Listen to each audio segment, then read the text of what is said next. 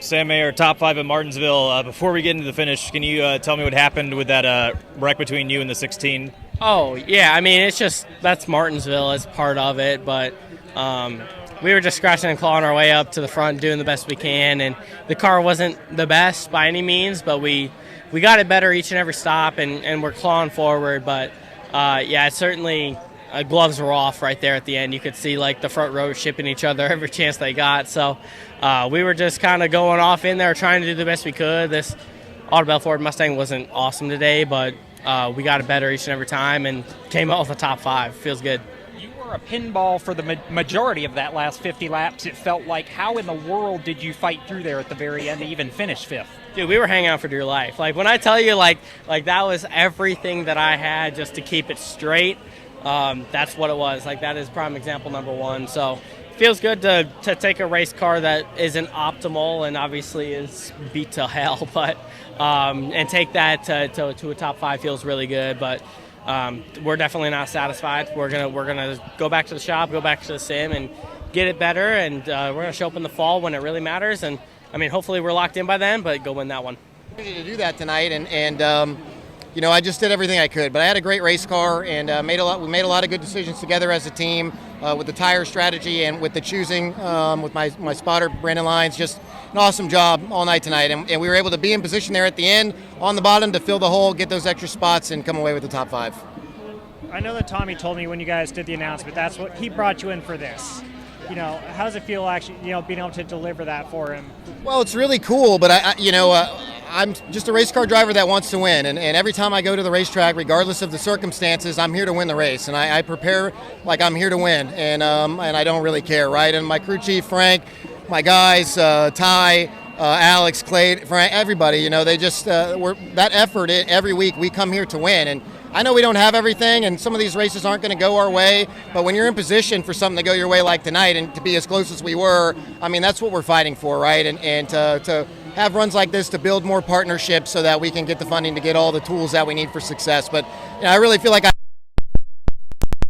we just don't have the same equipment. You have a chance to add to the budget next week, or 2 weeks rather. Yeah. You get to go running for the Dash for Cash for $100,000. I mean, I know you probably haven't even had time to think about that yet, but what on earth does that even mean for a team like this? Well, it's big. I mean, $100,000 is a lot for us, you know, and Darlington's a great track for us, for me personally, so we'll see what happens. It's a tricky one, and guys can take themselves out, so you never know. I feel like we'll have top 20 speed next week, but again, you got to put everything together. You got to have a shot to go to get after it and try to win that $100,000. But again, we just need stuff to go our way because we just don't quite have all the tools. As a veteran of the series, just what do you make of the racing in the final stage? Yeah, I mean, guys are gonna. It just is what it is. I mean, you know, I don't really care. I've been shoved out of the way for wins, and I've shoved people out of the way for wins. You know, it just when you're at a short track.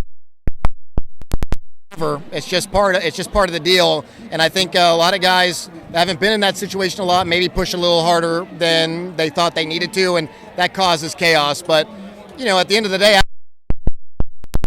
up with the top 5, so you know, it just kind of is what it is. Thank you.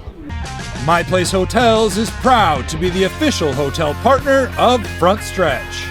With plush beds, in-room kitchens, and pet-friendly hotels, My Place makes for the perfect pit stop when traveling. Frontstretch fans can use promo code FRONTSTRETCH to save 10% on your stay at any of our nationwide properties. Sign up for our Stay Rewarded program to get even more savings. With My Place Hotels, don't just stay rewarded.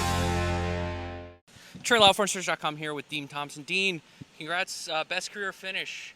How does that feel? Feels great, yeah. Had a really good car. Our top spike group, Toyota GR Supra, was looking fast, so thankful we got it there unscathed mostly. Yeah, I know you had a setback, you know, obviously got caught up in something, but then were able to recover. Walk us through that final kind of moments, that final restart where calamity happens and you get through it. Yeah, just on those restarts, like, it's all about survival. Like, we talked about it before the race and whatnot, because everyone starts losing IQ points and never, you know, get to the end. And, you know, you can't, it's tough, but just stayed bottom, talking to Freddie about it, and he's like, just stay bottom, don't give up the bottom, because everything washes up.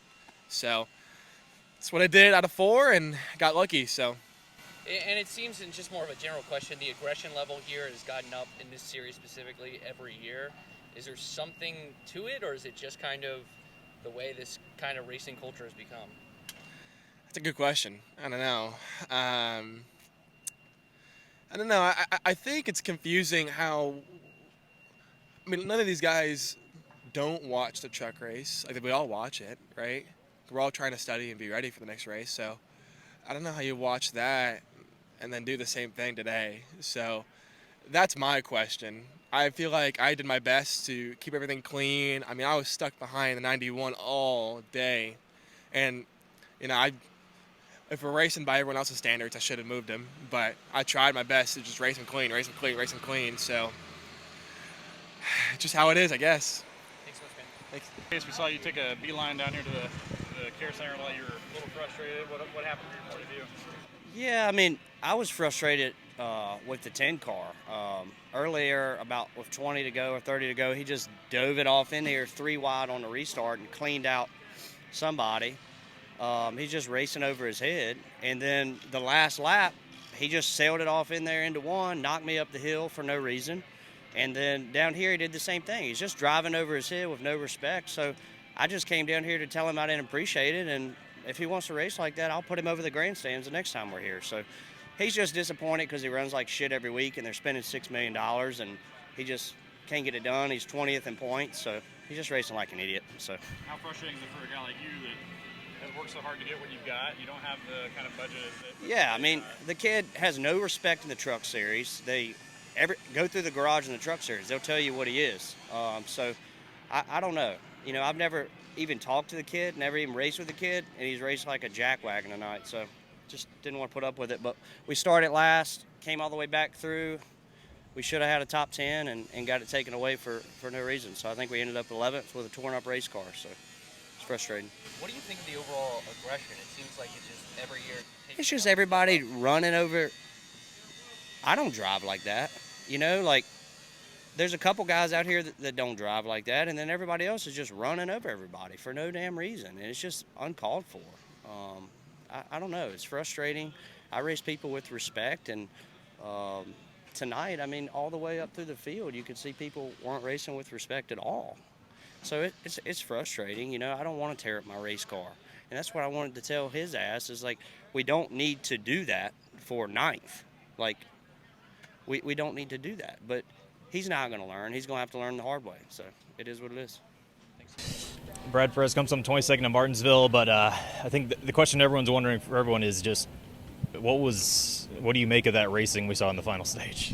Well, firstly, I want to say sorry to the 99 team. When I was behind the 31, I was kind of on his bumper, and by the time I heard check up, I mean, I had already pretty much pushed the 31, and I spun a 99, so I take responsibility for that. I'm sorry to them. Other than that, I mean, I'd say our long run pace was pretty good, like I kind of predicted it would be. And then once it kind of became the restart crash fest, kind of be-fixed looking race, all I had was terrible final speed.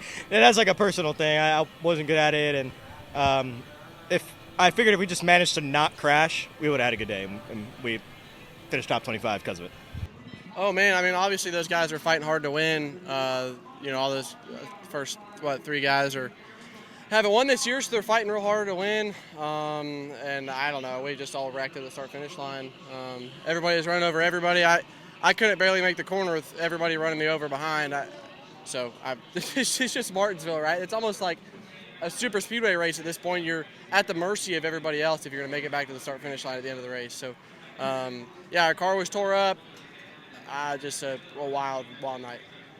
I'm Caleb Barnes with Frontstretch.com. Come back soon for more great racing videos, and if you like us, don't forget to hit the subscribe button.